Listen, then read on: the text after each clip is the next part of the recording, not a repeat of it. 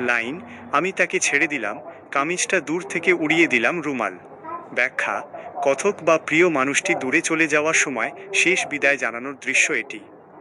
2 line, আর আমি চলে গেলাম দূর দূরে, একটা কুকুর চলে যায় যেভাবে হেঁটে হেঁটে। ব্যাখ্যা, জীবনের স্বাভাবিক নিয়মে কোনো উদ্দেশ্য বা বিশেষ পিছুটান ছাড়াই কথকের অচেনা দূরান্তে চলে যাওয়ার কথা বলা হয়েছে। 3 লাইন, বৃষ্টিতে ধুয়ে দিল আমার পায়ের দাগ, ঘাস জন্মাল সেই রাস্তায়।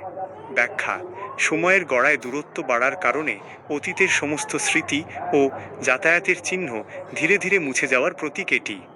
4 লাইন, সবুজ করুণ ডালপালাগুলো কেটে গেল, সেখানে আগুন ধরে গেল একদিন একটা।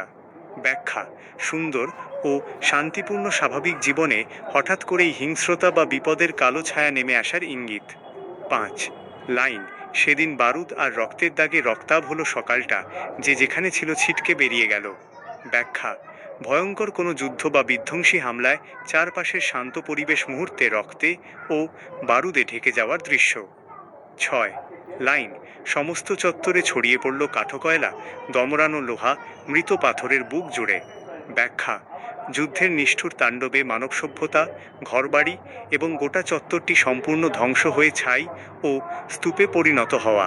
7 লাইন, আর সেই দানবীয় যুদ্ধ শেষ হলো, সব ধ্বংস হয়ে যাওয়ার পরও সে একা দাঁড়িয়ে রইল।